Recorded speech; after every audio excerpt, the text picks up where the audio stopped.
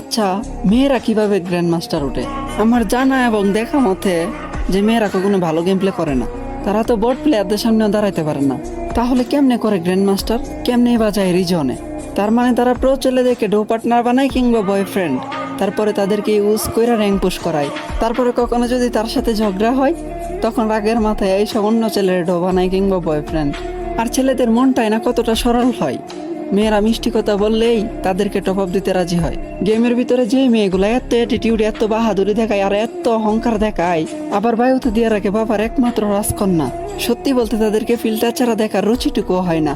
তারপরে আবার মিথ্যা বইলা বইলা বন্ধুত্বের মধ্যে ফাটল তৈরি করে। দোয়া করি আল্লাহ যেন এইসব মেয়েদের থেকে দুনিয়ার প্রত্যেকের বন্ধুত্বকে হেফাজতে রাখে। আমিন।